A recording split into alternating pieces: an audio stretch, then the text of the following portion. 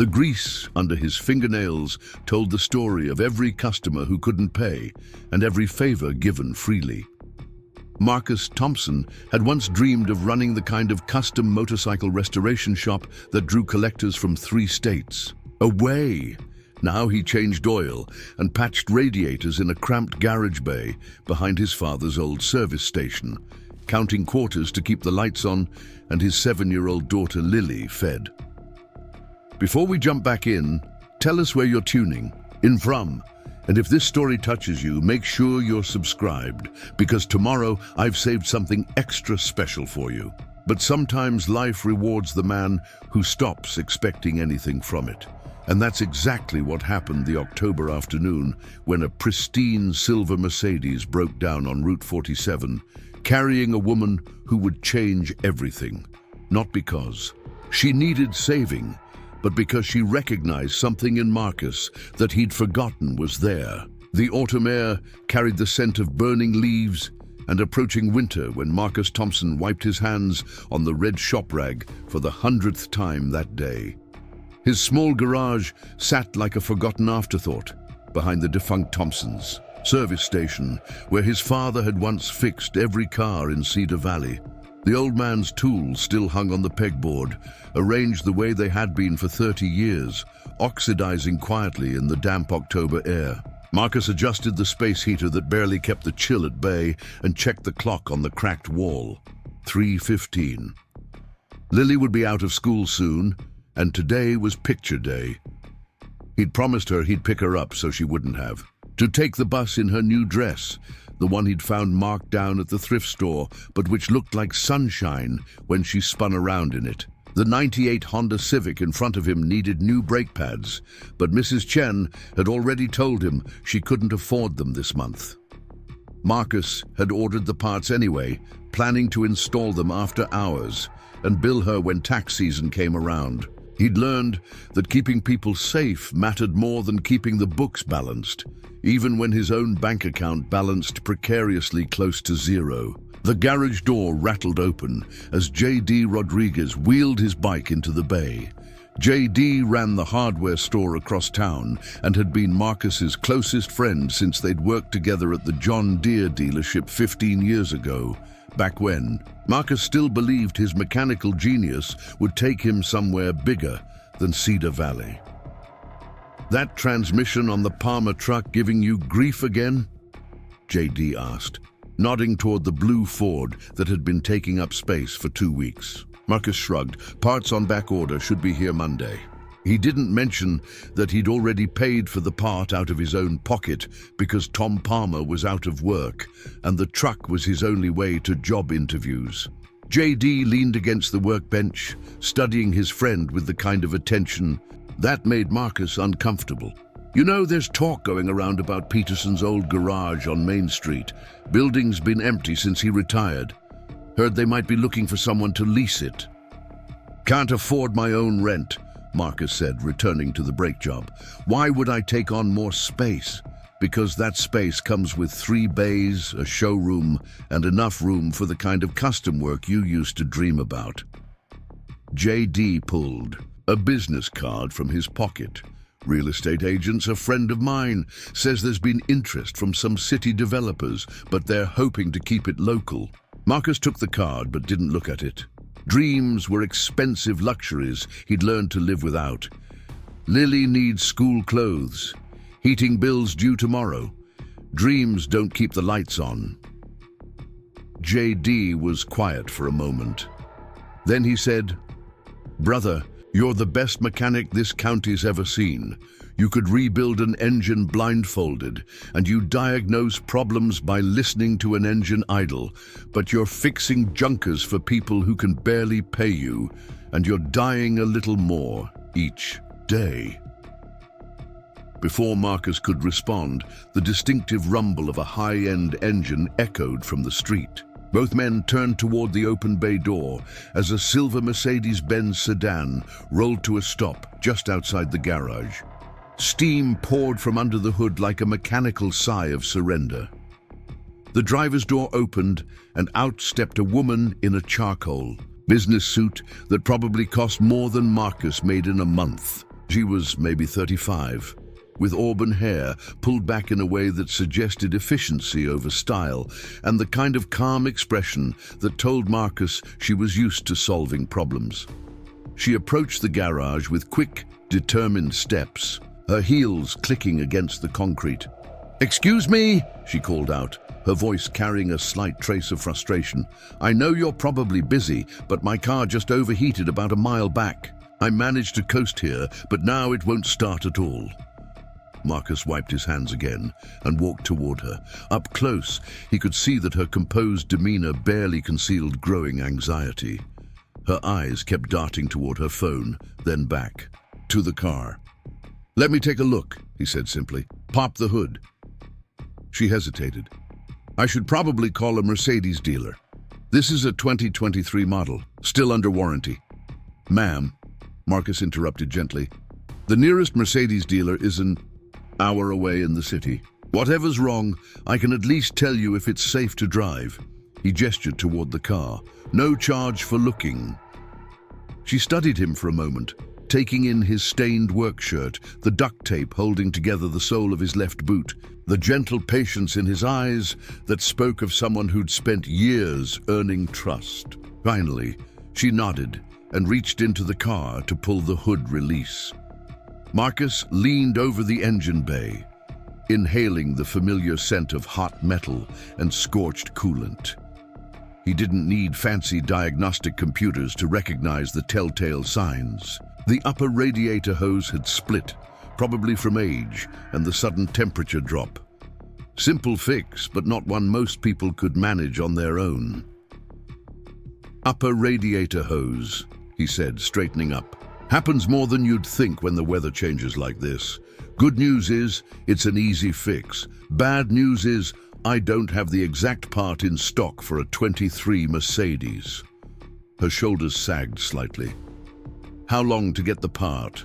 "For this model? Could be a day or two, but," he paused, considering, "I've got some universal fittings that'll get you running safely. Won't be perfect, but it'll hold until you can get to the dealer for the proper part." She looked at him skeptically. "You're sure?" "I can't afford for this to break down again. I have a presentation tomorrow morning that could..." She caught herself, shaking her head. "Sorry, you don't need to hear about my work problems." Marcus found himself curious despite himself. There was something about her manner, the way she carried responsibility like visible weight, that felt familiar. "What kind of presentation?" She glanced at him, seeming to debate whether to answer. "I'm an architectural engineer. I've been working on a proposal for a community development project, and tomorrow's meeting could approve the funding. If I'm not there, then a lot of people are counting on you," Marcus finished. She nodded, surprised by his understanding. "Exactly." Marcus looked back at the engine, then at JD, who had been quietly observing the exchange. An idea began forming, the kind that his practical mind usually dismissed, but his instincts told him to trust. "Tell you what," he said, "give me an hour. I'll get you running with the temporary fix, and I'll follow you partway toward the city, make sure everything holds." Preparing and narrating this story took us a lot of time, so if you are enjoying it, subscribe to our channel. It means a lot to us. Now back to the story. "If it starts acting up, I'll tow you the rest of the way." Her eyebrows lifted. "You'd do that for a stranger?" Marcus shrugged. "You've got people counting on you. That matters." She stood there for a moment, clearly unaccustomed to unexpected kindness from strangers. "I'm Elena Vasquez," she said finally, extending her hand. "Marcus Thompson." Her handshake was firm, businesslike but warm. "And I'm JD," his friend interjected with a grin. "I run the hardware store if you need anything while Marcus works his magic." Marcus was already moving toward his parts cabinet, pulling out the universal hose and necessary clamps. As he worked, Elena watched with the focused attention of someone who appreciated technical skill. She asked occasional questions about the process, and Marcus found himself explaining more than usual, drawn by her genuine interest. "You learned this in school?" she asked as he tightened the final clamp. "Navy," Marcus replied. "Spent 8 years keeping transport vehicles running in places where parts were scarce and creativity was essential." He didn't mention the tours. Overseas, the friends he'd lost, the way working with his hands had become therapy when words failed him. "And after the Navy?" Marcus paused in cleaning his tools. "Came back here to help my dad run the family business. He passed 5 years ago. Been trying to keep it going for my daughter." Elena's expression shifted, something softer replacing the professional distance. "I'm sorry. About your father." He nodded acknowledgement, but didn't elaborate. Some losses were too large for small talk. After he finished the repair, Marcus started the Mercedes and let it idle, checking the temperature gauge. The needle stayed steady in the normal range. "Should hold fine," he said, stepping back from the car. "But take it easy on the highway and keep an eye on that temperature gauge." Elena reached for her purse. "What do I owe you?" Marcus glanced at the simple repair, the $15 part, the hour of labor. $25. She stared at him. "That's all?" "That's the job." She pulled out her wallet and handed him 2 20s. "Keep the change. And thank you. Really." Marcus started to protest, but she was already getting into her car. Through the driver's window, she added, "Mr. Thompson, what you've done for me today, getting me back on the road when you didn't have to, offering to escort me part way. That's rare. I won't forget it." As the Mercedes pulled away, its engine purring smoothly, J.D. walked up beside Marcus. "Nice lady, and that temporary fix of yours will probably outlast the car." Marcus was quiet, watching the silver sedan disappear around the corner toward the highway. Something about the encounter felt significant in a way he couldn't articulate. Maybe it was the way Elena had looked at his work with respect rather than condescension. Maybe it was the brief moment when her professional facade had slipped and he'd seen genuine worry beneath. "You know what I noticed?" J.D. continued. "She said she was an architectural engineer working on community development. You don't suppose?" But Marcus was already turning back toward the garage. "I need to finish Mrs. Chen's brakes and pick up Lily. Thanks for stopping by, J.D. His friend smiled knowingly, but didn't push. "See you tomorrow, brother. Don't forget about that business card." Alone in the garage, Marcus returned to the Honda Civic, but his mind kept drifting to the conversation with Elena. There had been something in her voice when she'd mentioned the community development project, a passion that reminded him of how he'd once talked about custom motorcycle restoration, before life had taught him to aim lower, need less, expect nothing. He finished the brake job as the afternoon light faded, double-checking his work with the methodical precision that had made him invaluable in the Navy and indispensable to half the drivers in Cedar Valley. By the time he cleaned his tools and locked up the garage, it was nearly 5 o'clock. Lily would be waiting at the after-school program, probably with grease-stained fingers from whatever science project they'd tackled that day.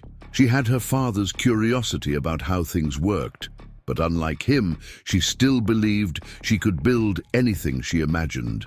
Marcus climbed into his 15-year-old pickup truck, noting the slight hesitation in the ignition that meant he'd need to replace the starter sooner rather than later. Another expense to plan for, another part to find used if possible.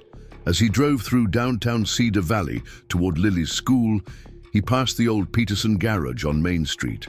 The building stood empty, its large windows dark, a faded "For Lease" sign barely visible in the gathering dusk. Despite himself, Marcus slowed down, trying to imagine what it would look like with the lights on, with cars worth restoring rather than just maintaining. But dreams were for people who could afford to risk failure. Marcus had learned that lesson the hard way when Sarah had died 3 years ago, leaving him with medical bills that had consumed their savings and a 7-year-old daughter who needed stability more than she needed a father chasing impossible dreams. He pulled into the school parking lot and found Lily waiting by the flagpole, her backpack nearly as big as she was. Her face lit up when she saw him, the way it always did, as if he were the most important person in her world. Which, Marcus supposed he was. "Daddy!" She ran toward the truck, her new dress still bright despite a day's worth of 7-year-old adventures. "Mrs. Patterson said my picture was going to be the best one because I smiled with my teeth like you taught me." Marcus helped her into the truck, making sure her seatbelt was secure. "Did you have a good day, sunshine?"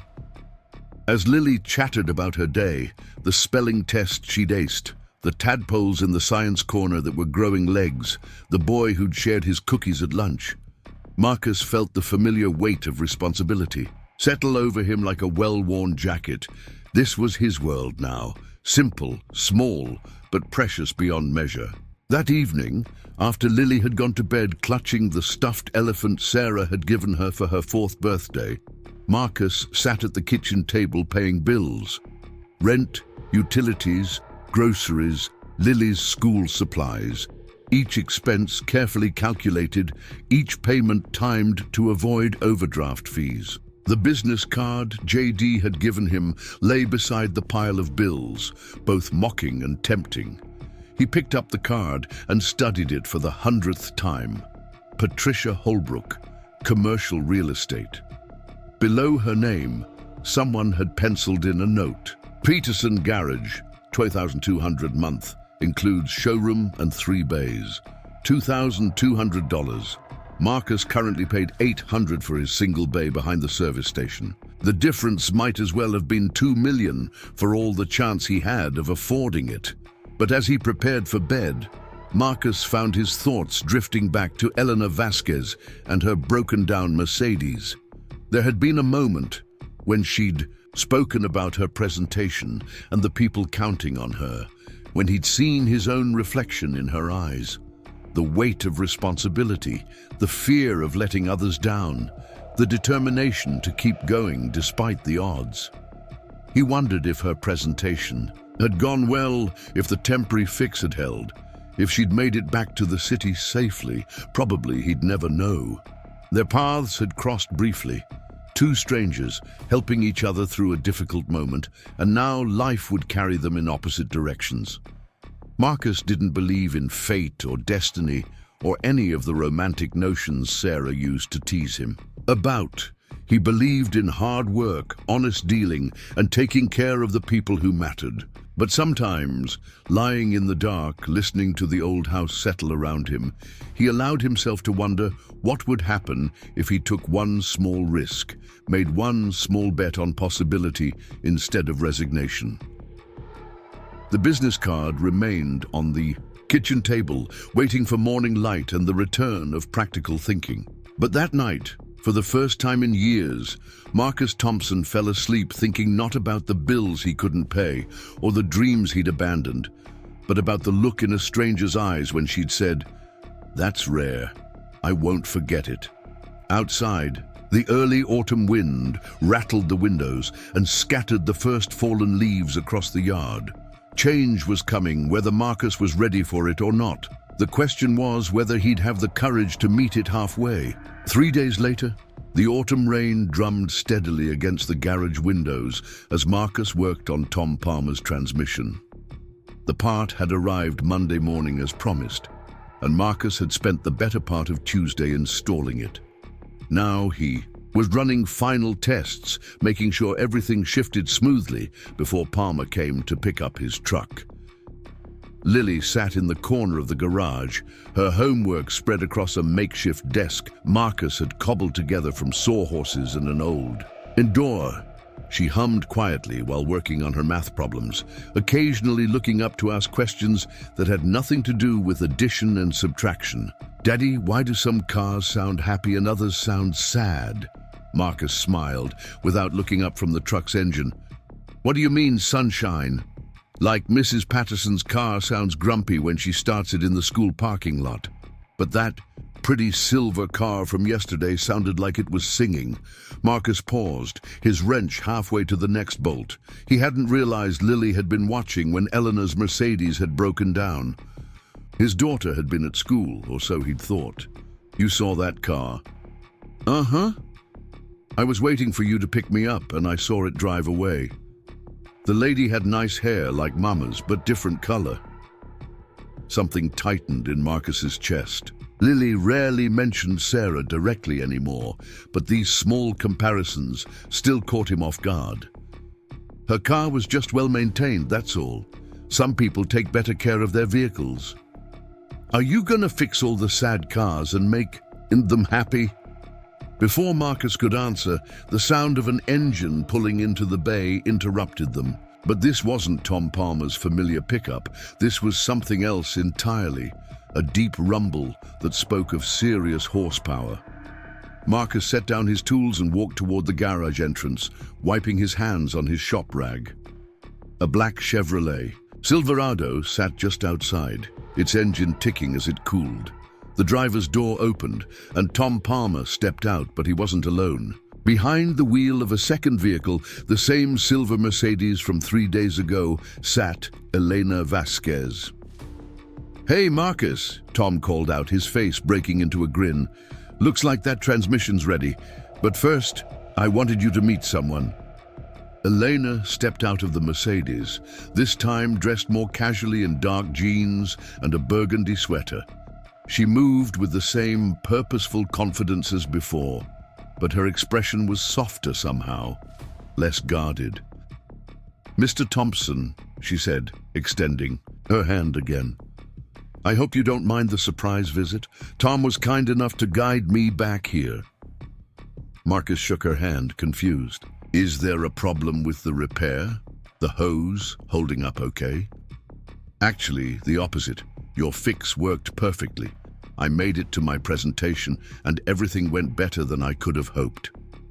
She paused, seeming to gather her thoughts. "Tom was telling me about this garage, about you, and I realized I might have a proposition that could interest you." Tom clapped Marcus on the shoulder. "Elena, here's the engineer I told you about a couple months back, the one working on the community center project." Marcus looked between them, pieces clicking into place. "Community Center Project?" Elena nodded. "The Cedar Valley Community Development Initiative.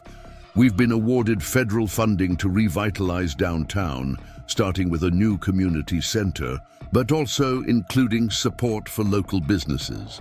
She gestured around the garage. "Tom mentioned you're one of the best mechanics in the county, and that you've helped half the town keep their vehicles running even when they couldn't afford to pay full price." "Tom talks too much," Marcus said, shooting his friend a warning. "Look, in this case, I'm glad he does." Elena reached into her purse and pulled out a folder. "Part of our initiative involves identifying and supporting local businesses that contribute to community stability. Your garage came up in numerous interviews." Marcus accepted the folder, but didn't open it. "Ms. Vasquez, I appreciate whatever this is, but I'm not looking for charity." "Good, because I'm not offering any." Her tone was crisp, professional. "I'm offering a business opportunity." Lily appeared at Marcus's elbow, having abandoned her homework to investigate the visitors. She looked up at Elena with the frank curiosity of a 7-year-old. "You're the lady with the singing car," she announced. Elena's expression softened dramatically. "And you must be Lily. Your father mentioned you." "He did?" Lily looked pleased and surprised. Elena knelt down to Lily's eye level. "He told me he was worried about being late to pick you up for picture day. He wanted to make sure you looked perfect in your new dress." Marcus felt heat rise in his cheeks. He didn't remember sharing that much detail, but apparently he had. "I like your sweater," Lily said. "It's the same color as my favorite crayon." "Burgundy?" "Uh-huh." "Can I see inside your car? It looked really clean." Elena glanced at Marcus, who nodded permission. Of course. While Elena showed Lily the Mercedes, explaining how various features worked in terms a 7-year-old could understand, Tom pulled Marcus aside. Brother, you need to hear what she's got to say. This development project, it's not some outsider coming in to change everything. Elena grew up in Cedar Valley, moved away for college and career, but she's back because she wants to help. Marcus watched Elena patiently answer Lily's questions about the car's navigation system. What kind of business opportunity are we talking about? The kind that could get you out of this cramped garage and into a real shop. The kind that could let you do the work you were meant to do instead of just keeping junkers limping along. Before Marcus could respond, Elena and Lily returned. Lily was clutching a small toy car that Elena had apparently given her. She said I could keep it because it reminded her of me, Lily announced, holding up a tiny yellow Volkswagen Beetle. She said it was sturdy and cheerful. Marcus looked at Elena questioningly. I collect them, she said with a slight shrug. I always keep a few in the car for... She trailed off, then continued, for occasions when they might brighten someone's day. There was something about the way she said it, about the careful casualness of the gesture, that told Marcus this wasn't random kindness. This was intentional, purposeful generosity from someone who understood how small gestures could matter enormously. Eleanor, Tom interjected, why don't you tell Marcus about the garage on Main Street? Eleanor nodded, her demeanor shifting back to professional mode. The Peterson building has been empty for 2 years. Under the development initiative, we're offering low-interest loans and rent subsidies to qualified local businesses willing to relocate to downtown locations. The goal is to revitalize Main Street while supporting existing community assets. Marcus opened the folder she'd given him. Inside were architectural drawings, financial projections, and a formal proposal. The numbers made his head spin, but one thing was clear. This wasn't charity. This was a serious business plan. You've done your homework, he admitted. Part of my job. But I'll be honest, Mr. Thompson. Your reputation preceded you. I asked around town about reliable mechanics, and your name came up repeatedly, always with stories about above and beyond service, fair pricing, and genuine care for your customers. That's all well and good, but I can't afford a loan, even at low interest. My credit's not terrible, but it's not great either. Medical. Bills from my wife's illness cleaned out our savings, and I've been playing catch-up ever since. Elena's expression softened again. I understand that situation more than you might think. My father went through something similar before he passed, but this initiative is specifically designed for people in your circumstances. The subsidies aren't charity. They're investments in community stability. Marcus felt Lily tugging on his shirt. Daddy, what's a subsidy? Before he could answer, Elena knelt down again. It's when people who want to help make it easier for someone who works really hard to do an even better job helping other people. Lily considered this seriously. Like when you help Mrs. Chen even when she can't pay. Marcus felt heat in his cheeks again. Lily, honey, why don't you go finish your homework? Can I sit in the truck while you grown-ups talk? Eleanor looked at Tom, who nodded. Sure thing, kiddo, just don't touch any buttons. After Lily climbed into Tom's Silverado, Eleanor stood and brushed off her jeans. She's a lovely child, smart, too. She's everything, Marcus said simply. I can see that. Elena paused, then continued. Mr. Thompson, Marcus, I'm not here to pressure you into anything, but I want you to understand what's being offered. The Peterson garage has 3 bays, a customer waiting area, office space, and enough room for parts storage and custom work. The development initiative would subsidize 60% of your rent for the first 2 years, 40% for the 3rd year, and provide a low-interest loan for equipment and initial renovations. Marcus stared at her. Why me? There are other mechanics in town. Are there Jenkins is 73 and talking about retiring. Miller's Automotive focuses on fleet maintenance, not individual customers. You're the one who keeps this community mobile, who makes sure people can get to work, to medical appointments, to school events. That's infrastructure, Marcus. That's essential. Tom nodded emphatically. She's right, brother. Half the town would be walking if it weren't for you. Eleanor pulled another document from her folder. There's one more component to this offer. The development project includes plans for a technical education program at the community center. We'd need someone with your experience to develop and teach basic automotive maintenance courses. It would be part-time, evenings mostly, but it comes with additional compensation. Marcus examined the teaching proposal. The salary figures were modest but significant when added to his garage income. You want me to teach? I want you to share knowledge. There are kids in this town who need practical skills. Adults who need to understand basic car maintenance. People who can't afford professional service for simple repairs. You could teach them, give them tools for self-sufficiency. The rain had stopped while they talked, and late afternoon sunlight slanted through the garage windows. Marcus looked around at his cramped workspace, at the tools his father had left. Him, at the single bay that had housed his dreams for so long. This is a lot to process, he said finally.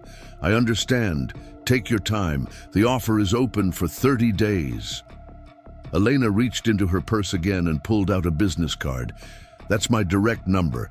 If you have questions, want to tour the Peterson building, or just need clarification on any aspect of the proposal, call me. Marcus took the card, noting the weight of quality cardstock, the embossed lettering that suggested attention to detail. Why are you doing this? I mean, personally. You could have sent someone else to make this offer. Elena was quiet for a moment, looking out toward the street where normal life continued, oblivious to the conversation taking place in the garage. Because 3 days ago, you didn't have to help me. You could have told me to call a tow truck, to deal with the dealer, to figure it out myself. Instead, you took time. You didn't have to solve a problem that wasn't yours. You didn't know who I was or whether I could pay you. You just helped because help was needed. She looked back at him. That's the kind of character we want to build, this development around. People who take care of each other without keeping score. Tom cleared his throat. Elena, if you don't mind me asking, what was that presentation about? The one you needed to get to? Elena smiled, the first genuine, unguarded smile Marcus had seen from her. Final approval for the Cedar Valley project. The federal committee was deciding whether to award the full funding or scale back the initiative. They approved everything. Full funding for 5 years, including the small business development component. Marcus felt something shift in his chest, a loosening of tension he'd carried so long he'd forgotten it was there. And if I'd been too late with the repair, the presentation would have been delayed, the committee would have moved on to other projects, and Cedar Valley would have stayed exactly as it is. The weight of coincidence, of timing, of small kindnesses and their unexpected consequences settled over the garage like autumn light. Marcus thought about the choices he'd made that day, how easily he could have turned Elena away, focused on his own problems, let someone else deal with the broken-down Mercedes. I need to think about this, he said finally. Of course. Just remember, this isn't just about you. It's about what you can do for this community, what this community can become with the right support. Elena gathered her papers and returned them to her folder. Tom, thank you for introducing us. Marcus, thank you for listening. She walked toward her Mercedes, then paused and called back. Lily, thank you for letting me see your homework. Your handwriting is beautiful. Lily beamed and waved from inside Tom's truck. After Elena drove away, Tom helped Marcus finish up with his transmission service. They worked mostly in silence, but Marcus could feel his friend's anticipation. "You know this is a gift, right?" Tom said finally. "The kind of opportunity that comes along once in a lifetime." "I know it seems that way." "It doesn't seem that way, brother. It is that way. You've spent years helping everyone else keep moving forward. Maybe it's time to let someone help you do the same." That evening, after Tom had picked up his truck and pronounced the transmission smooth as butter, Marcus took Lily to Isabella's Pizza for dinner. It was their Friday tradition, established after Sarah's death as a way to mark the end of each week with something special and simple. Lily ordered her usual margarita pizza and spent most of dinner building elaborate structures with cheese, strands, and talking about her day. But as they waited for dessert, she grew quiet and thoughtful. "Daddy, are we poor?" The question hit Marcus like a wrench to the solar plexus. "What makes you ask that, sunshine?" "Tommy Alderson said his mum said we were poor but proud. What does that mean?" Marcus considered his answer carefully. Sarah had always been better at these conversations, at explaining complex concepts in ways that preserved a child's sense of security while acknowledging reality. "It means we don't have as much money as some families, but we have everything we need, and we take care of each other." Lily nodded seriously. "Like how you fix cars for people even when they can't pay all of it." "Something like that." "And like how Mrs. Chen brings us vegetables from her garden even though we fixed her car?" "Exactly like that." Lily twisted her straw wrapper around her finger. "Is the pretty lady gonna help us not be poor anymore?" Marcus paused with his water glass halfway to his lips. "She might help us do things differently, but Lily, we're rich in the things that matter most. We have each other, we have friends who care about us, we have a home. I know, Daddy, but maybe having a little more money would be okay too." Marcus laughed despite himself. "Yeah, sunshine, it would probably be okay." That night, after Lily had fallen asleep clutching her new yellow car, Marcus sat at the kitchen table with Elena's proposal spread in front of him. He ran the numbers 3 different ways, considered the risks and potential rewards, thought about what Sarah would have advised. The smart, safe choice was to stay where he was. Keep struggling along in the cramped garage behind the service station. Keep living paycheck to paycheck. Keep his dreams small and manageable. But Marcus found himself thinking about Elena's words. "That's the kind of character we want to build. This development around." For 3 years, he'd been so focused on survival that he'd forgotten what it felt like to be sought out, valued, seen as someone capable of more than just getting by. He picked up Elena's business card and studied it in the lamplight. The smart choice was to thank her politely and decline. The brave choice was something else entirely. Marcus had been making smart choices for years. Maybe it was time for a brave one. He set the card aside and gathered up the proposal materials. Tomorrow was Saturday. Lily had a soccer game in the morning, and they'd planned to visit the library in the afternoon. But after that, maybe they'd take a drive downtown. Maybe they'd look at the Peterson building, imagine what it might feel like to work in a real garage with real space for real dreams. For the first time in years, Marcus Thompson went to bed thinking not about problems to solve or bills to pay, but about possibilities to explore. Outside, the autumn wind carried the scent of change, and somewhere in the distance, the sound of engines hummed like prayers of possibility. The weekend would bring new perspectives, new decisions, and the kind of conversation between a father and daughter that would reshape both their futures in ways neither could yet imagine. Saturday morning arrived crisp and clear, the kind of October day that made everything look sharper, more defined.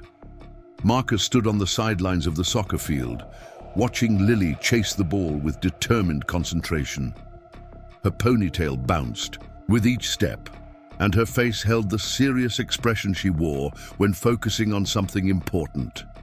The Cedar Valley Ravens were down by 1 goal, but Lily's team was fighting back. Marcus found himself holding his breath as she positioned herself for a corner kick, her small frame dwarfed by the older girls on the opposing team. "She's gotten faster," a familiar voice said behind him. Marcus turned to find Elena approaching, dressed in jeans and a fleece jacket, carrying 2 cups of coffee from the concession stand. She handed him one without asking if he wanted it. "Elena, I didn't expect to see you here. I volunteer as assistant coach for the Ravens on weekends, have for the past month since I moved back to town."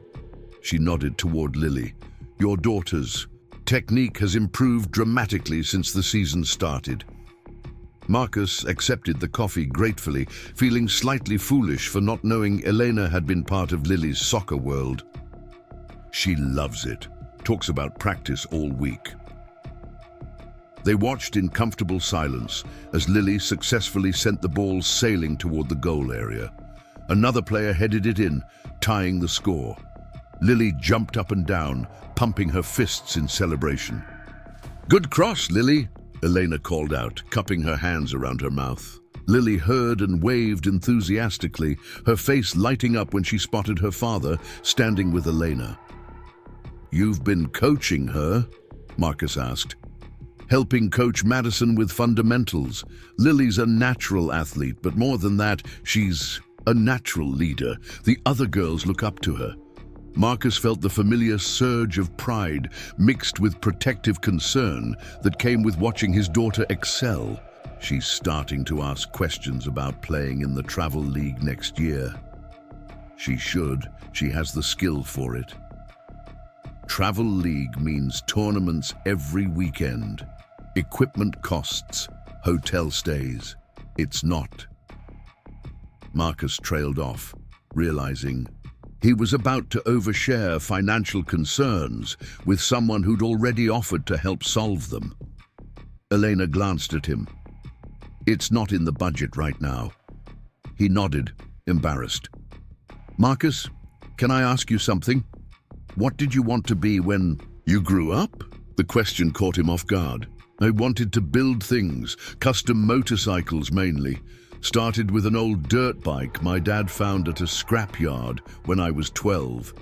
Took me 2 years to get it running, but when I did..." He smiled at the memory. "I was hooked. What happened to that dream?" Marcus watched a player from the opposing team attempt a slide tackle on Lily, who nimbly dodged it. Life happened. Navy, marriage, responsibilities. Some dreams are luxuries you outgrow or postpone until circumstances change. The Ravens scored again, taking the lead. Lily assisted on the play, threading a perfect pass between 2 defenders. The parents in the stands cheered, and Marcus felt his chest swell with pride. "She's remarkable," Elena said quietly. "Reminds me of myself at that age. Determined to prove she belonged even when she was the smallest one out there." "Is that why you came back to Cedar Valley, to prove you belonged?" Elena was quiet for a moment, considering the question. "Partly, but mostly I came back because I realized I'd been building my life in places that never felt like home." The game ended with the Ravens winning 3-2. Lily ran straight to Marcus, grass-stained and beaming, her hair escaping from its ponytail in every direction. "Did you see? I got an assist and almost scored in the second half." "I saw everything, Sunshine. You played beautifully." Lily turned to Elena, suddenly shy. "Coach Elena, thank you for helping me with that crossing thing." "You did the work." "Lily, I just showed you the technique." As they walked toward the parking lot, Lily skipping between the adults, she looked up at Elena. "Are you coming to the library with us? Daddy always lets me pick 3 books, and today I want to find one about soccer." Marcus felt heat rise in his cheeks. "Lily, Ms. Vasquez probably has other plans. Actually, I love the library, if you don't mind the company." An hour later, they were wandering the stacks of the Cedar Valley Public Library, a converted Victorian mansion with creaky wooden floors and reading nooks tucked under dormer windows. Lily had found her soccer book and was now browsing the picture book section, taking her remaining selections seriously. Marcus found himself in the automotive section, pulled by habit toward technical manuals and repair guides. Elena followed, running her fingers along the book spines. "Do you come here often?" she asked. "Every Saturday. It's free entertainment, and Lily loves it. Sometimes I'll read to her. Sometimes we'll do puzzles or craft projects they have in the children's section." Elena pulled out a book on classic car restoration, flipping through the pages. "These are beautiful. Have you ever worked on anything like this?" Marcus looked at the photographs of restored Mustangs and Corvettes. Paintings come to life in chrome and steel. "Once, a guy brought me a '69 Camaro he'd inherited from his father, wanted me to make it roadworthy. Engine was seized, body had rust issues, interior was shot." "What happened?" "I told him it would cost more than the car was worth. He left it with me anyway, said he couldn't bear to scrap it. Took me 8 months of evenings and weekends, but I brought it back to life." "Did he pay you for it?" Marcus chuckled. "He paid me what he could. The rest was my gift to the memory of his father. Some things are worth doing for reasons that don't show up on invoices." Elena closed the book and studied Marcus's profile. "That's exactly what I mean about character. You understand the value of preserving things that matter to people." Lily appeared at Marcus's elbow, clutching 3 books to her chest. "I'm ready, Daddy. Can we get pizza after this?" "We had pizza yesterday, sunshine." "But it's tradition day. Saturday library, Saturday pizza." Marcus looked apologetically at Elena. "She's got me trained. Would you like company for Saturday?" "Pizza? I promise I'll let Lily pick the toppings." Lily's eyes widened with hope, and Marcus found himself nodding before he'd consciously made the decision. Isabella's Pizza was crowded with soccer families and weekend diners, but they managed to get a booth in the back corner where conversation was possible over the noise. Lily insisted on sitting next to Elena, chattering about her books and asking questions about Elena's engineering work. "Do you build big things?" Lily asked, dragging a string of cheese from her slice. "I design them, other people build them, but I make sure the plans are right so everything fits together properly." "Like a puzzle?" "Exactly like a puzzle. A really big, important puzzle that needs to work perfectly, or people could get hurt." Marcus watched the interaction, noting how naturally Elena spoke to Lily, how she took the child's questions seriously without talking down to her. It had been a long time since Lily had this kind of adult female attention, and she was blossoming under it. "Elena," Marcus said during a lull in Lily's questions, "the proposal you brought me yesterday, the one about the Peterson garage." She looked at him attentively. "Yes? I've been thinking about it a lot, but I need to understand something. This development project, these opportunities you're offering local businesses, there has to be a catch. Government programs always have strings attached." Eleanor set down her pizza and leaned back in the booth. "There are requirements, yes. Quarterly reporting on financial performance, community engagement metrics, maintaining certain employment levels. The teaching component is mandatory, not optional. And there's a clawback provision if the business closes or relocates within 5 years. Clawback provision? If you take the subsidies and loan, then quit and move somewhere else within 5 years, you have to pay back a percentage of what you received. It's to ensure the investment actually benefits the community long term." Marcus nodded. It sounded reasonable, but also binding in a way that made him nervous. "And if the business fails? Standard business loan terms apply. We're not asking you to risk more than any normal bank loan would require." Lily, who had been quietly coloring on the paper placemat, looked up suddenly. "Daddy, what's a clawback?" "It's when you have to give something back if you don't keep your promise," Elena explained. "Like when I have to give back my toys if I don't clean my room." Similar idea. Lily nodded gravely and returned to her coloring, which appeared to be a picture of a garage with cars and people. Marcus took a breath. Can I see the Peterson building? Before I make a decision, I need to walk through it, get a feel for the space. Elena smiled. Of course, when would work for you? Tomorrow, after church? Perfect, I'll meet you there at 1 o'clock. As they finished dinner, Lily grew sleepy, leaning against Elena's shoulder. The gesture was so natural, so trusting, that Marcus felt a pang of something complicated. Joy mixed with fear, hope tempered by the memory of loss. She's getting tired, he said softly. Elena looked down at Lily's drooping eyelids. Long day, full of excitement. Marcus began gathering their things, but Elena stopped him. Marcus, before we leave, I want to tell you something. I know this feels like a lot, this opportunity. I know you're worried about making the wrong choice. He paused, waiting.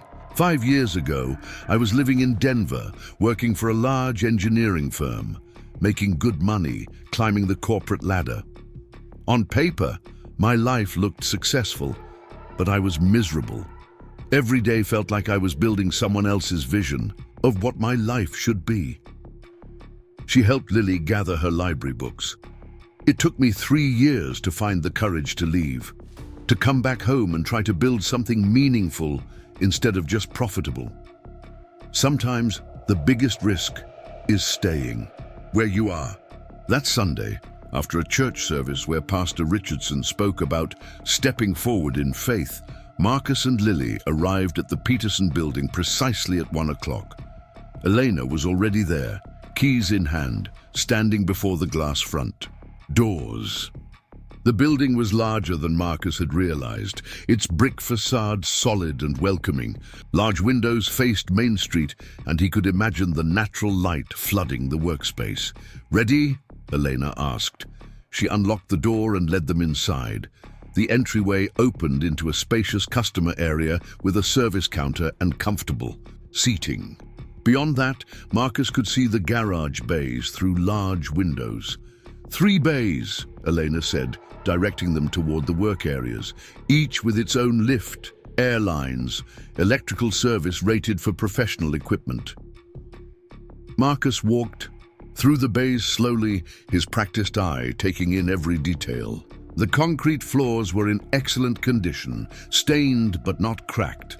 The lifts were older but well maintained. The ventilation system looked adequate for the space. Parts storage? He asked. Elena led them to a room adjacent to the main garage area, climate-controlled with metal shelving already installed. There's also a paint booth in the back bay if you ever want to do body work. Lily had found a small office area overlooking the garage floor. Daddy, there's a couch up here and a coffee maker. Marcus joined her in the office, noting the large windows that would let him keep an eye on the work bays below. It was exactly the kind of setup he'd dreamed about when he was younger, when possibility felt infinite instead of carefully rationed. The teaching space would be in the community center, Elena said. But you could use Bay 3 for hands-on demonstrations if needed.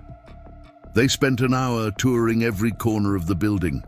Marcus asked technical questions about electrical capacity, drainage, heating costs.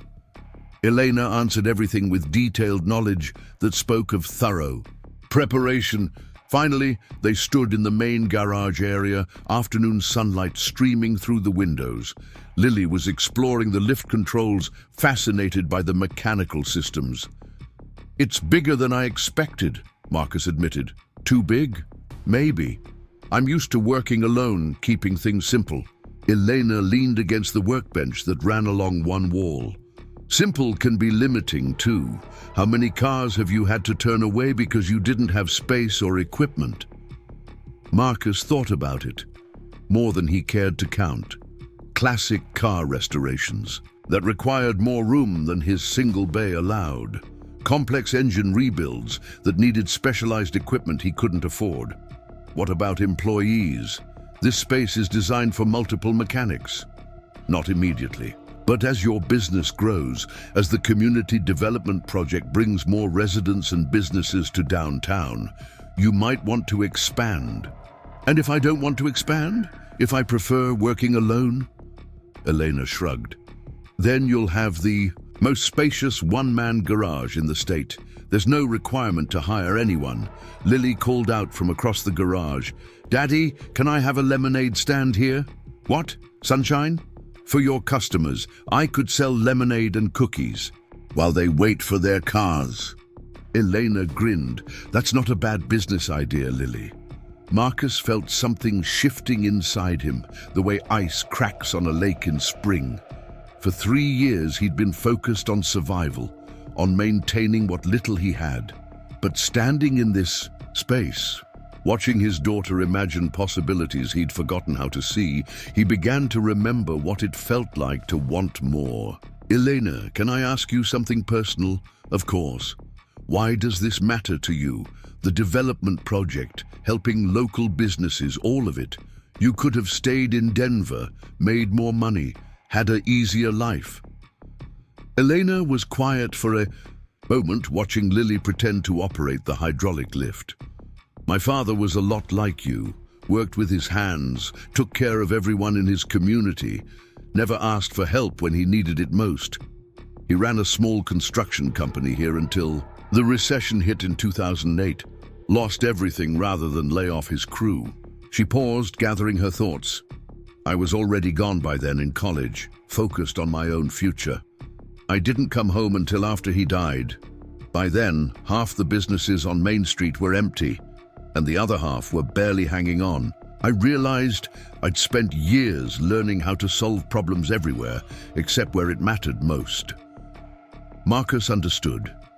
The weight of inherited responsibility, the pull of home versus the push of opportunity, the guilt that came with both leaving and staying. So this project is for him. For him, for me, for people like you who hold communities together without getting the recognition or support they deserve. Lily ran up to them, slightly out of breath from exploring.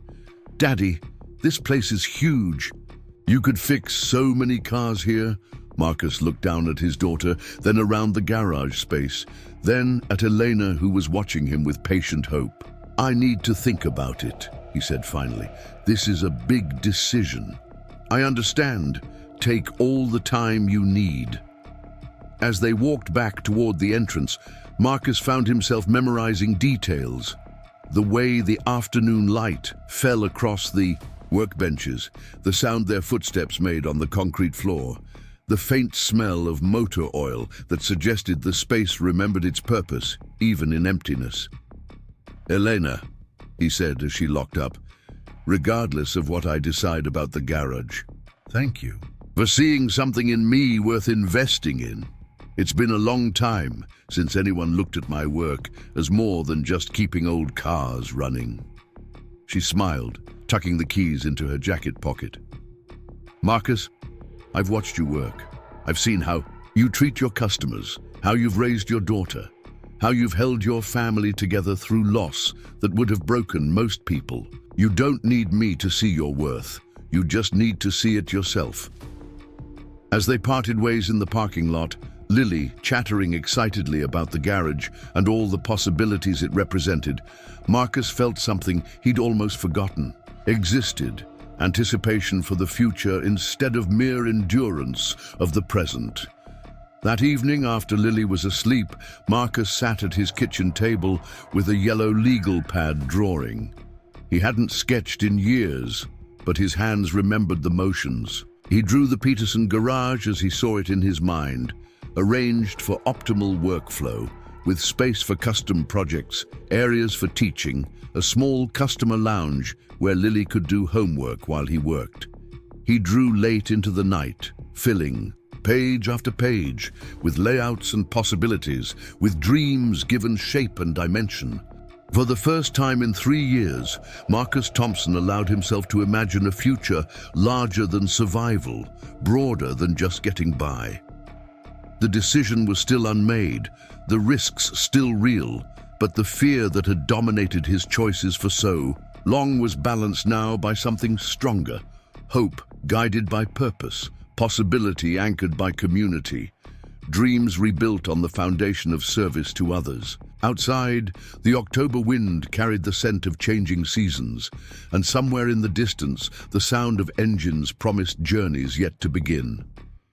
Monday morning arrived with the first hard frost of the season, coating everything in delicate crystals that caught the early light like scattered diamonds. Marcus stood in his garage, breath visible in the cold air, staring at the sketches he'd spread across his workbench the night before. Each drawing showed a different vision of the Peterson garage, different arrangements of equipment and workspace that could transform his small operation into something remarkable. The morning routine felt different now, charged with possibility and weighted by decision. Marcus went through the motions of opening the garage, starting the space heater, reviewing the day's appointments, but his mind kept drifting to 3 garage bays, natural light and room to breathe. JD arrived early, as he often did, wheeling his bicycle into the bay. He noticed the sketches immediately, his eyebrows rising as he took in the detailed drawings. "Well, look what we have here," JD said, setting down his coffee mug. "Someone's been doing some serious thinking." Marcus nodded toward the drawings, trying to work through the logistics. "Elena showed me the Peterson place yesterday, and it's everything I thought it would be. Better, actually. The space is incredible. 3 full bays, proper ventilation, room for custom work, storage. For days." JD studied the sketches more carefully.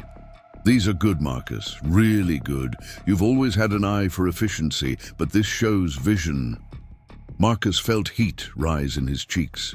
He wasn't used to praise for anything beyond practical repairs. "It's just drawings." "No, brother. It's planning, it's hope made tangible." JD pointed to one sketch that showed a customer area with coffee service and comfortable seating. This shows you understand that car repair is about people, not just machines." Before Marcus could respond, the sound of car doors slamming echoed from outside the garage. Through the open bay door, he saw Elena's Mercedes and a second vehicle, a dark blue pickup truck he didn't recognize. Elena entered the garage, followed by a man in his 50s with silver hair and calloused hands. He wore a pressed shirt and tie, but his movement suggested someone more comfortable in work clothes.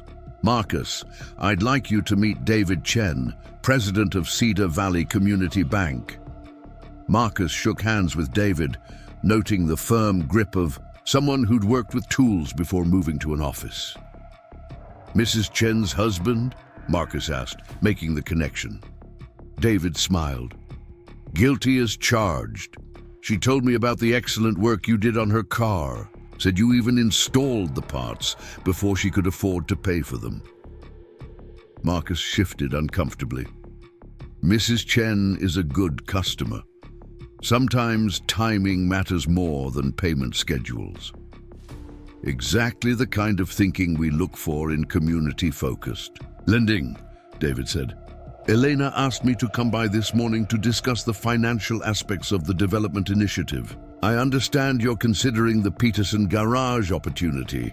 JD excused himself tactfully, mentioning something about inventory at the hardware store.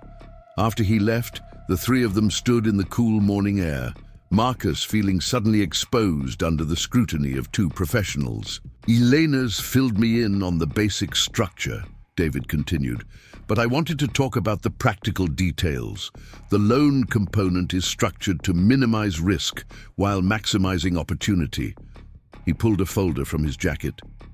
"Traditional business loans require 20% down and carry interest rates that can be prohibitive for small operations. Our community development loans require only 5% down, with the development fund covering the additional 15% as a forgivable loan."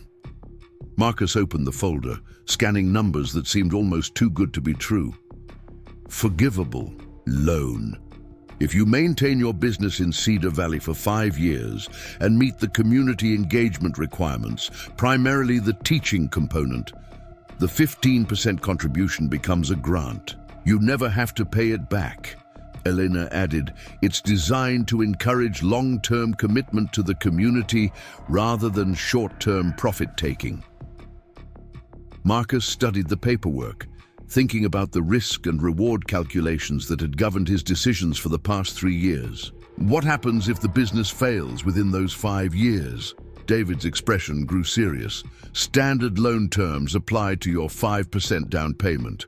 The forgivable loan becomes due immediately, but it's subordinated to other debts. Essentially, if you lose everything, you won't lose more than you would with a traditional loan.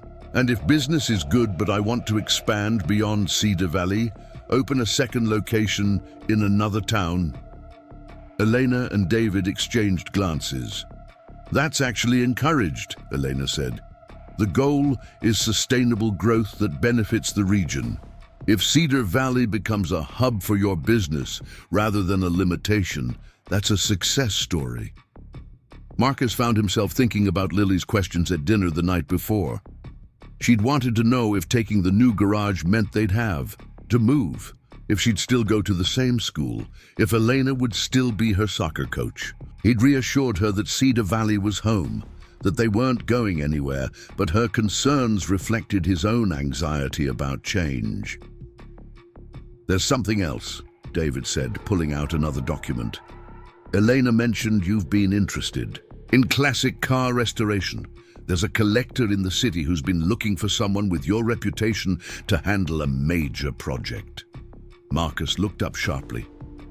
What kind of project? Elena smiled. A 1967 Shelby Cobra, barn find. Original owner passed away. Family wants it restored to honor his memory. They've been to 3 shops, but nobody's willing to take on something that's more preservation than restoration. The words hit Marcus like a physical force. Shelby Cobras were legendary machines, raw power wrapped in elegant curves. He'd dreamed of working on one since his teenage years, but they rarely appeared in small-town garages. They want to trust it to someone who understands the emotional value, not just the monetary worth, David added. Elena suggested you might be that person. Marcus felt JD's words echoing in his mind. Some things are worth doing for reasons that don't show up on invoices. But this would show up on invoices, potentially transforming his financial situation while fulfilling a lifelong dream. The project would require the full shop space, Elena said. Specialized tools, paint booth access, room for careful disassembly and cataloging. It's not something you could handle in your current garage. The implication was clear, but unspoken.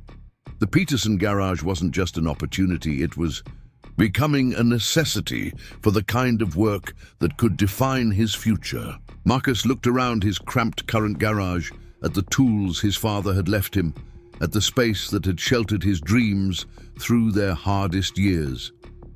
He felt a strange combination of gratitude and outgrown limitation. When would you need an answer? He asked finally. David checked his watch. The Development Fund meets Thursday to approve this quarter's applications. If you're interested, we'd need your signed application by Wednesday afternoon. And the Cobra project. Elena pulled out her phone. The family is coming to town Friday. They want to meet you, see your work, discuss the project in person. But Marcus, you should know, they're bringing the car with them. They've arranged to store it at the Peterson garage for the weekend, whether you take the project or not. They want to see how it fits in the space. Marcus felt his heart rate increase. A Shelby Cobra in Cedar Valley, waiting for his hands. To bring it back to life, the dream made manifest conditional on his courage to claim it. After Elena and David left, promising to touch base Tuesday, Marcus found himself alone in his garage, with Monday morning customers scheduled to arrive soon. Mrs. Patterson's sedan needed an oil change. Tim Rodriguez, had a mystery noise in his transmission. Normal work, steady work, safe work. He walked to his workbench and gathered up the sketches he'd made the night before.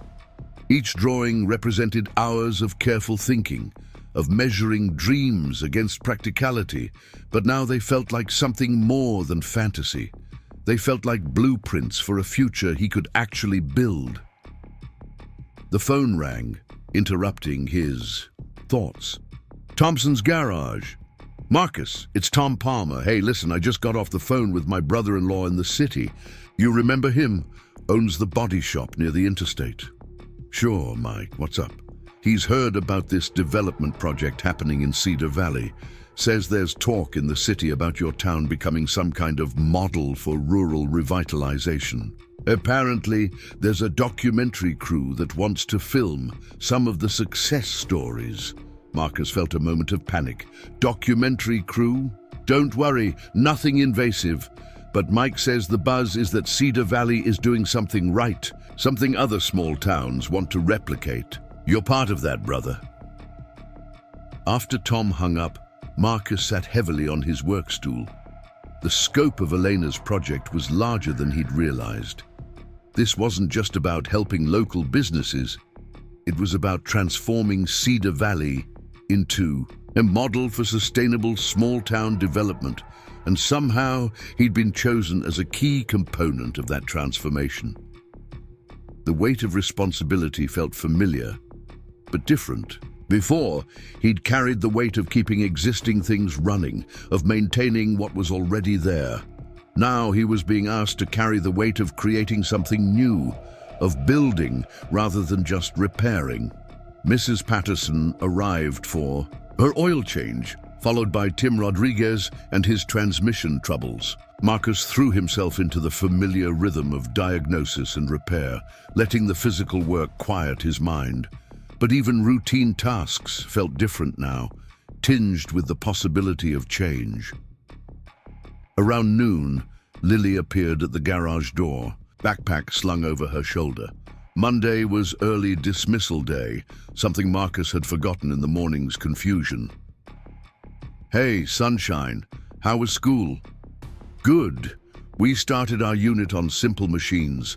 Mrs. Henderson said I could bring in tools to show the class how levers and pulleys work. She paused, studying his face with the intuition children possess. Daddy, you look worried. Marcus set down his wrench and gave Lily his full attention. I'm thinking about some big decisions, that's all. About the new garage?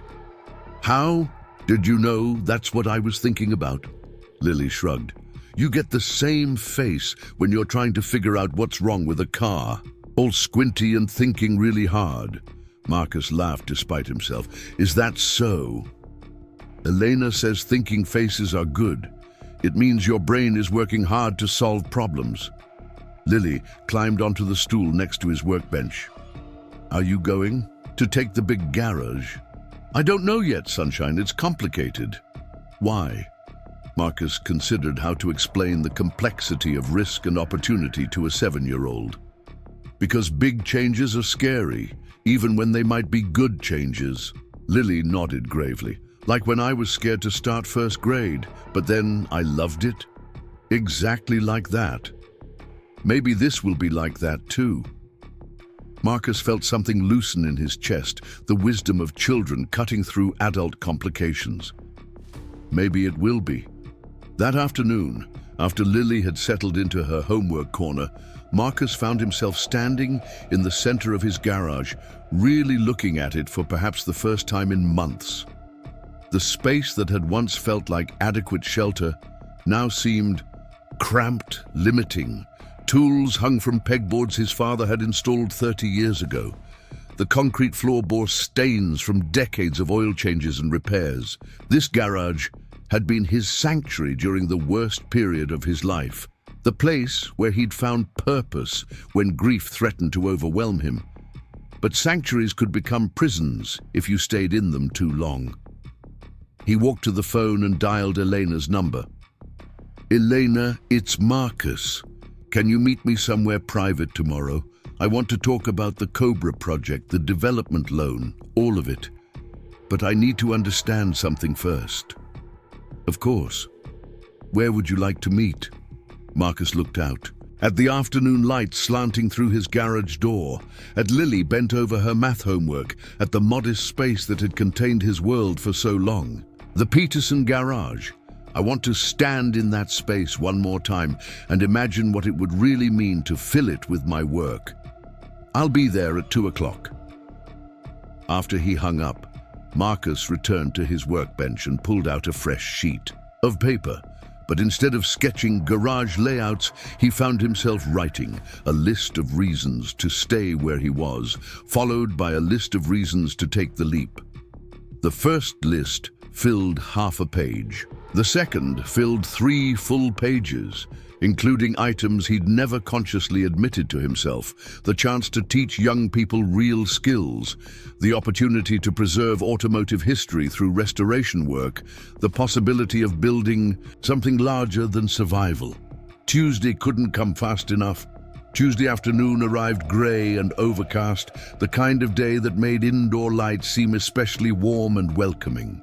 Marcus left Lily with JD at the hardware store, where she was helping sort screws into small containers, a task she approached with the same methodical precision she applied to everything else.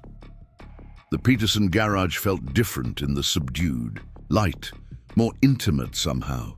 Elena was already there when Marcus arrived, standing near the large windows that faced Main Street. She'd dressed down today, in jeans and a wool sweater, her hair loose rather than pulled back in its usual professional style. "Thank you for meeting me here," Marcus said, his voice echoing slightly in the empty space. "Of course. This is an important decision. You should make it surrounded by the possibility it represents." Marcus walked through the bays slowly, his footsteps deliberate and considered. He could picture equipment in each bay, could imagine the sounds of productive work filling the silence. More than that, he could envision teaching moments, young people learning to trace electrical problems or understand the harmony between mechanical systems. "Elena, I need to ask you something, and I need you to be completely honest with me." She nodded, giving him her full attention. "This project, this investment in my garage, in me personally, what happens if I fail?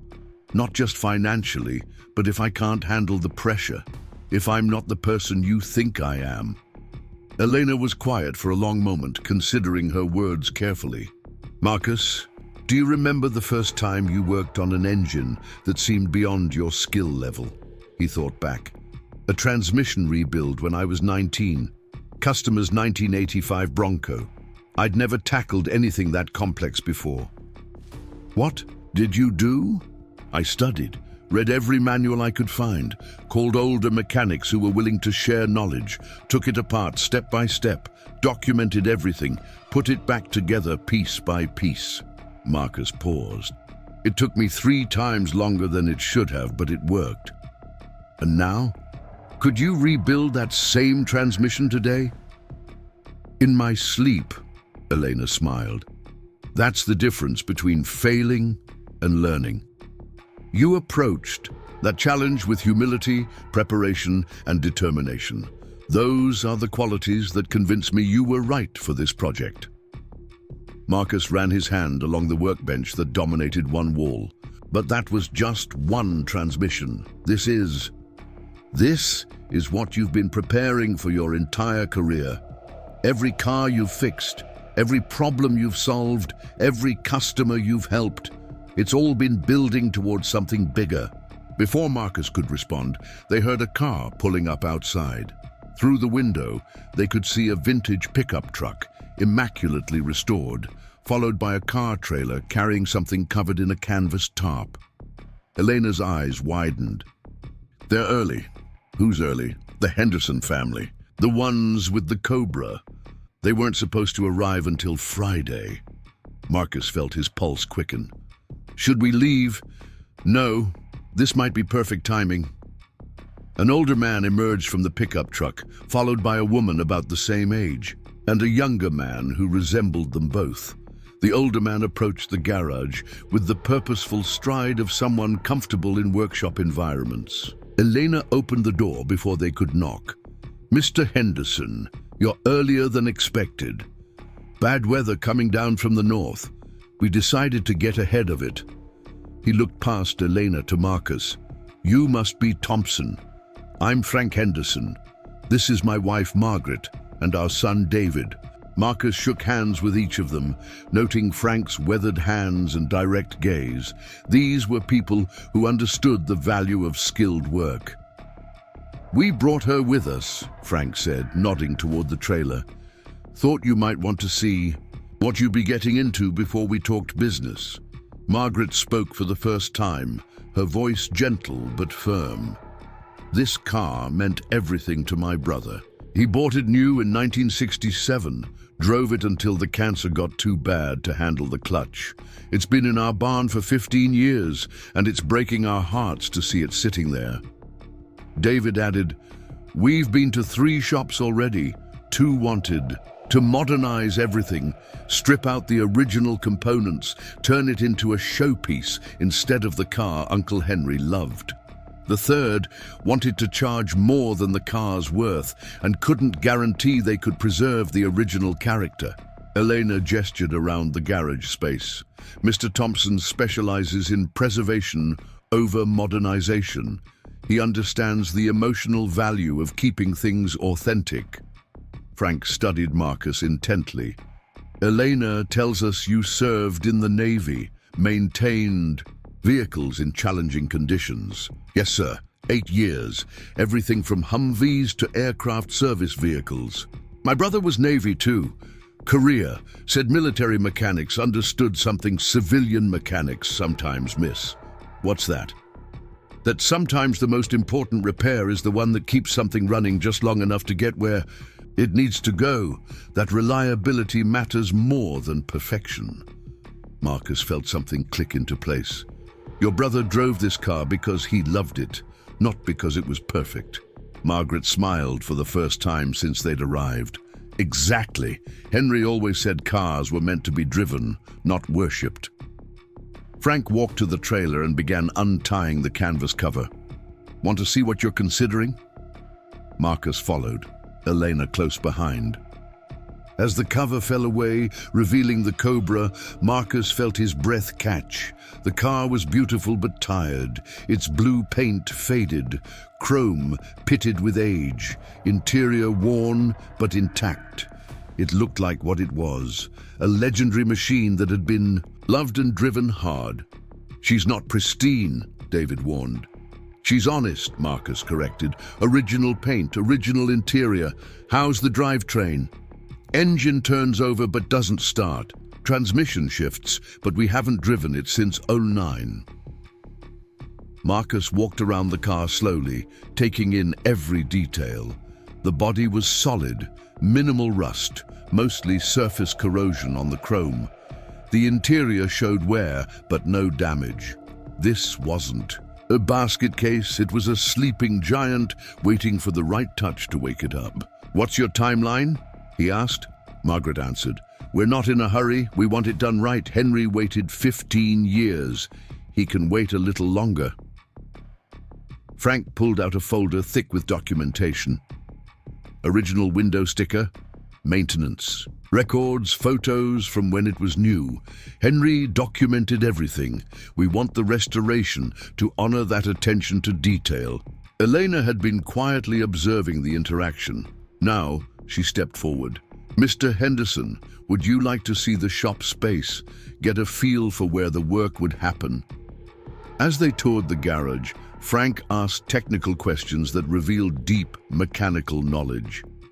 Margaret wanted to know about Marcus's approach to preserving original materials. David inquired about timeline and communication, wanting regular updates on progress. "This is the kind of space Henry would have appreciated," Frank finally said. "Room to work properly, natural light, tools organized where they belong." They spent another hour discussing the project in detail. The Cobra needed comprehensive attention, but wasn't a complete rebuild. engine and transmission service, brake, system overhaul, electrical troubleshooting, paint and chrome restoration. 6 to 8 months of careful work. When they were ready to leave, Frank shook Marcus's hand again. "Elena, would you mind if I spoke with Mr. Thompson privately for a moment?"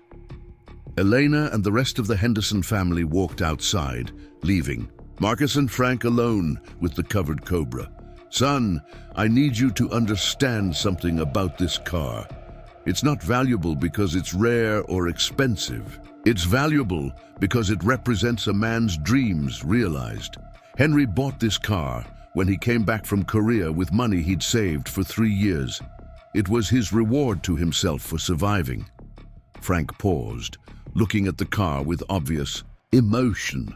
He drove it to his wedding, to celebrate promotions at work, to take his kids on Sunday drives. When the cancer diagnosis came, he parked it in the barn because he wanted it preserved for someone who would understand what it represented. Marcus nodded, feeling the weight of responsibility settling on his shoulders. "Elena tells us you're a single father, that you've overcome your own challenges. Is that right?" "Yes, sir." Frank studied Marcus's face. "Then you understand that some things are too precious to trust to just anyone. We're not looking for the cheapest bid or the fastest turnaround. We're looking for someone who gets it." "I do get it, Mr. Henderson, and I appreciate your trust." "Good. We'll leave her here for the weekend regardless of what you decide about taking the job. We want you to spend time with her, get a feel for what she needs. But Marcus, I need to tell you something else." Frank moved closer, his voice dropping to a more confidential tone. "This restoration, if you take it on, it's going to change things for you.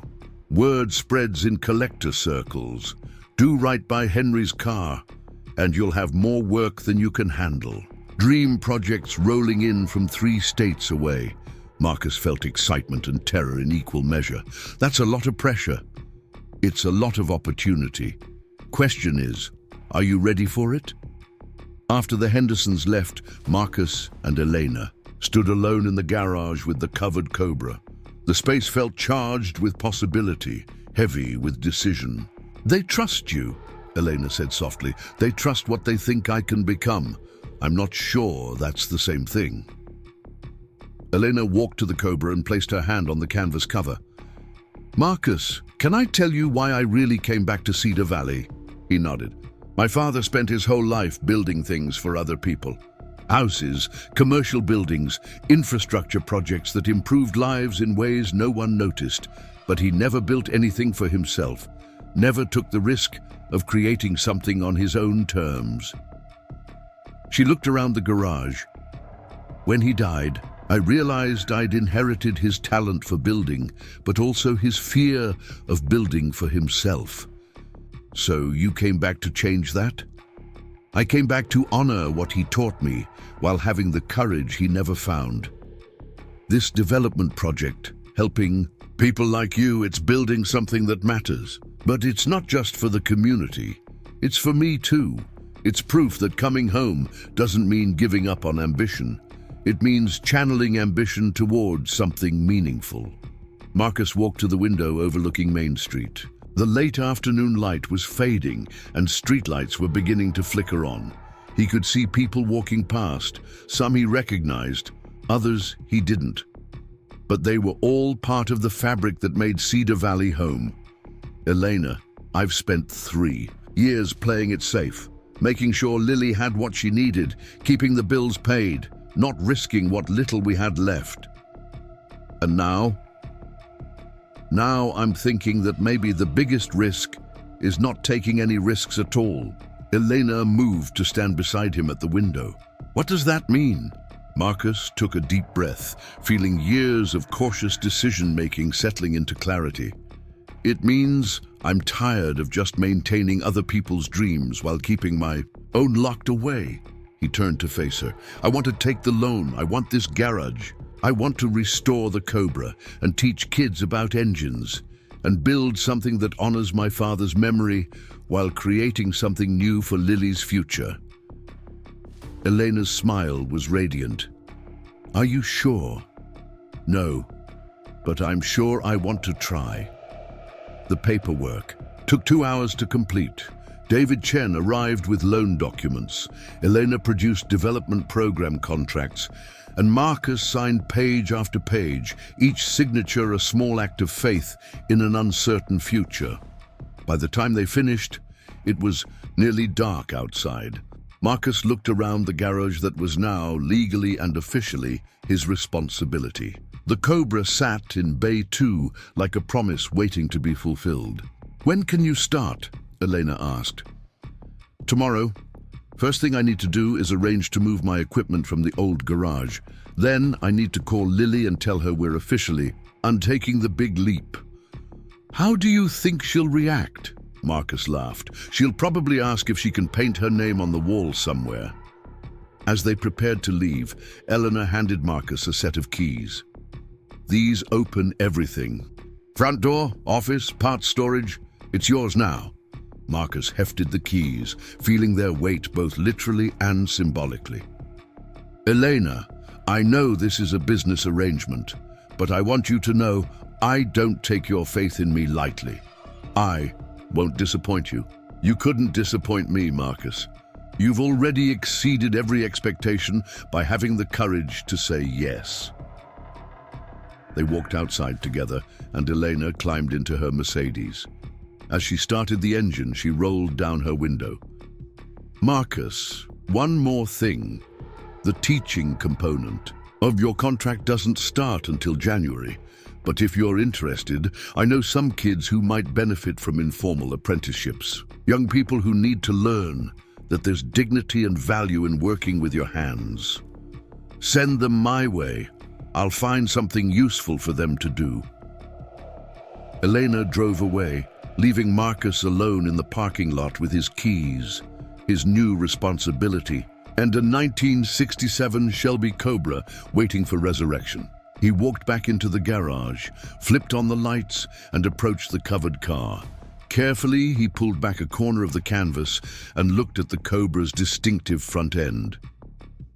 The car seemed to be sleeping rather than dead, ready to wake up at the right touch from the right hands. Marcus pulled out his phone and called Lily. "Daddy! JD taught me how to use the cash register." "That's great, sunshine. Listen, I have some news. We're moving the garage to the big place with Elena." "Yes. How do you feel about that?" Lily was quiet for a moment. Then, "Will I still be able to do homework there?" "I'll make sure you have the best homework spot in the whole garage. And can I help with the cars sometimes? As long as you're careful and listen to instructions." "And can Elena still be my soccer coach?" Marcus smiled. "That's between you and Elena, but I think she'd like that." "Then I think it's good, Daddy. Changes can be scary, but exciting too, right?" "Right, sunshine. I'll be there to pick you up in an hour." After he hung up, Marcus walked through his new garage one more time, this time as the owner rather than a potential tenant. He paused in Bay 3, imagining young people learning to trace circuits and understand combustion cycles. He stood in the office, picturing Lily doing homework while he worked below. Finally, he returned to the Cobra and pulled the cover completely away. The car sat in the fluorescent light like automotive royalty, temporarily dethroned but not diminished. Marcus ran his hand along the fender, feeling decades of accumulated dust and dreams. "Tomorrow, we start waking you up," he said quietly. "But tonight, I need to go pick up my daughter and tell her we're not afraid of big adventures anymore." He replaced the cover carefully, turned off the lights, and locked the door. Outside, Cedar Valley's main street stretched in both directions, lined with established businesses and empty storefronts waiting for new life. Marcus could envision a future where both were filled, where the development project succeeded not just in reviving buildings, but in reigniting the dreams of people who'd learned to aim small. The drive to collect Lily took him past the old garage, behind the service station, past the house where he'd raised his daughter alone for 3 years, past the church where he'd carried his wife's casket, and wondered how he'd survive what came next. But survival was no longer the goal. The goal now was building something worthy of the faith others had placed in him, something that honored the past while embracing an unwritten future. When Marcus picked up Lily from the hardware store, she had grease under her fingernails from helping JD repair a lawnmower. She babbled excitedly about her day while he drove them home, but eventually grew quiet and thoughtful. "Daddy, are you happy about the new garage?" Marcus considered the question seriously. "I'm scared and excited and hopeful all at the same time. What about you?" "I'm excited, and I think Mama would be excited too." The words hit Marcus like a gentle but profound blow. Sarah's presence had been fading gradually from their daily conversations, becoming more memory than active grief. But Lily's instinct that Sarah would approve of this leap forward felt like benediction. "You know what, Sunshine? I think you're absolutely right." That evening, after Lily was asleep, Marcus sat at his kitchen table with a fresh legal pad. But instead of sketching garage layouts or calculating expenses, he wrote a letter to Henry Henderson's memory, promising that his Cobra would be restored not just with skill, but with understanding. Not just to make it run, but to make it sing. Again. Then he wrote lists of tools to transfer, equipment to purchase, young people to call about apprenticeships. He sketched teaching plans for basic automotive courses and dreamed about classic car rallies that might bring collectors to Cedar Valley. As midnight approached, Marcus looked around his modest kitchen at Lily's school artwork on the refrigerator, at the corner where Sarah's reading chair still held an abandoned book. This house had sheltered them through their hardest years, but it no longer felt like the end of their story. Tomorrow would bring the first day of a new chapter. There would be challenges, moments of doubt, financial pressures that wouldn't disappear overnight. But there would also be possibilities that had been locked away too long, dreams given room to breathe and grow. Marcus Thompson, single father, small-town mechanic, keeper of other people's automotive dreams, was finally ready to chase one of his own. And somewhere in Bay 2 of his new garage, a legendary car waited patiently for hands that understood the difference between restoration and resurrection. The future had arrived disguised as an opportunity, delivered by a broken-down Mercedes, and a woman who saw potential where others saw only maintenance. And for the first time in years, Marcus Thompson was ready to meet it halfway. Outside his kitchen window, the lights of Cedar Valley twinkled like small promises, and somewhere in the distance, the sound of engines whispered stories of journeys yet to begin. Change had come, not with fanfare, but with quiet persistence, and tomorrow would prove that sometimes the best adventures begin with a simple willingness to believe that better things are possible. 6 months later, on a warm April morning that carried the promise of summer, Marcus stood in Bay 2 of his garage, watching sunlight stream through the windows, illuminating the fully restored Shelby Cobra. The car gleamed like a jewel, its cobalt blue paint reflecting the light in ripples of liquid metal. Every chrome detail had been meticulously polished, every mechanical component rebuilt to exacting standards. But more than restoration, this was resurrection. The Henderson family was due to arrive within the hour for the unveiling, and Marcus felt a familiar mixture of pride and anxiety. The car was perfect, better than perfect. Every bolt, every wire, every piece of trim had been touched by hands that understood both the technical requirements and the emotional weight of the work. Lily bounded into the garage, her hair in pigtails, wearing a new dress Elena had bought her for the occasion. At 8 years old now, she moved through the shop with the confidence of someone who belonged here, dodging around equipment and tools with practiced ease. "Is she ready, Daddy?" "She's ready, Sunshine." Lily walked around the Cobra slowly, taking in details she'd watched him work on for months. Uncle Henry would be happy, wouldn't he? Marcus smiled at her easy use of Uncle Henry, though she'd never met the man. Through stories shared during the restoration, Henry Henderson had become a presence in their lives, a reminder that cars were more than machines. I think he would be. The past 6 months had changed everything. The teaching program had started in January with 12 students, ranging from high school kids to retirees wanting to understand their vehicles better. 3 young people had become regular apprentices, learning not just mechanical skills, but work ethic, patience and pride in craftsmanship. Elena appeared in the doorway, dressed professionally but with grease-stained fingernails from helping Marcus with a final adjustment that morning. She'd become more than the architect of his opportunity. She'd become an integral part of their lives. Soccer coach to Lily, business advisor to Marcus, and something more that hadn't yet been named but felt as solid as the concrete floor beneath their feet. "The documentary crew is setting up outside," she said. The Hendersons just turned onto Main Street. Marcus felt his chest tighten. The documentary about Cedar Valley's revitalization had grown beyond a local story. Word of the Cobra restoration had traveled through collector networks, bringing attention to the small town's transformation. Marcus Thompson, the mechanic who'd been just getting by a year ago, had become an unexpected symbol of American craftsmanship and community renewal. "Are you nervous?" Elena asked. "Terrified," Marcus admitted. "This car represents everything I've learned about myself in the past year. What if it's not enough?" Lily piped up from beside the car. "Daddy, remember what you taught me when I was scared to ride my bike without training wheels? What's that, sunshine? You said the bike didn't need to be perfect. I just needed to trust that I knew how to ride." Marcus looked down at his daughter, marveling at how children could distill complex adult anxieties into simple truths. The Cobra didn't need to be perfect.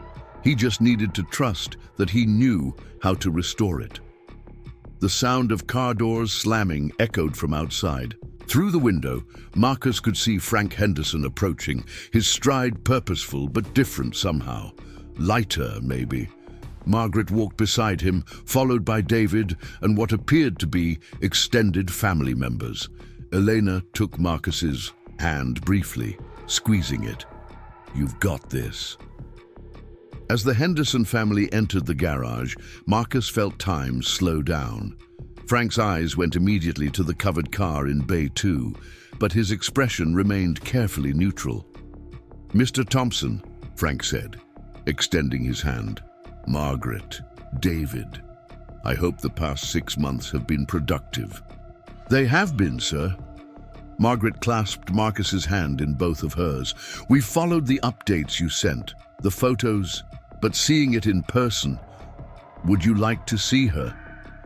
Frank nodded, emotion visible in his eyes despite his controlled demeanor. Marcus walked to the car and placed his hands on the canvas cover.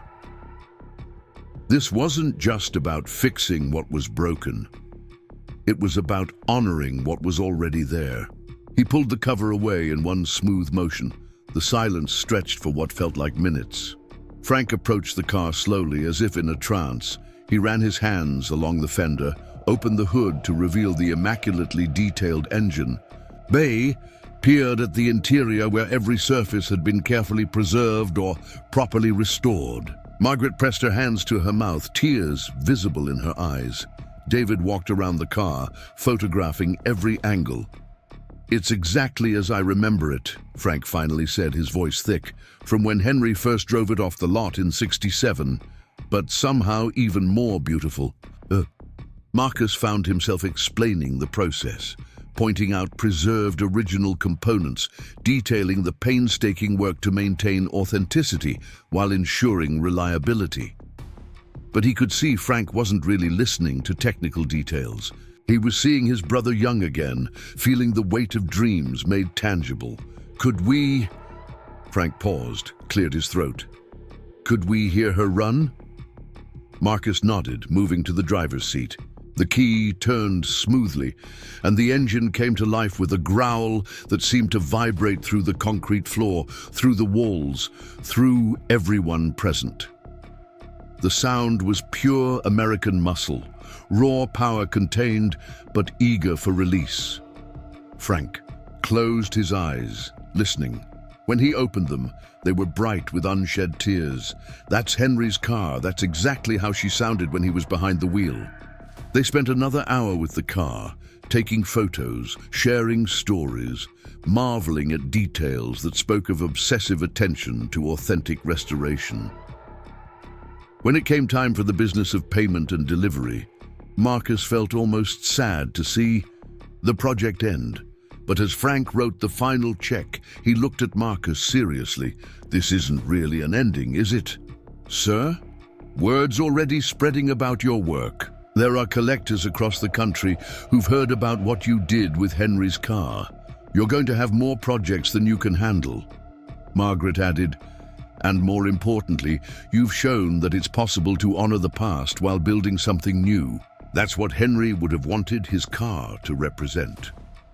As the Hendersons prepared to leave, Frank pulled Marcus aside one last time. "I want you to know something.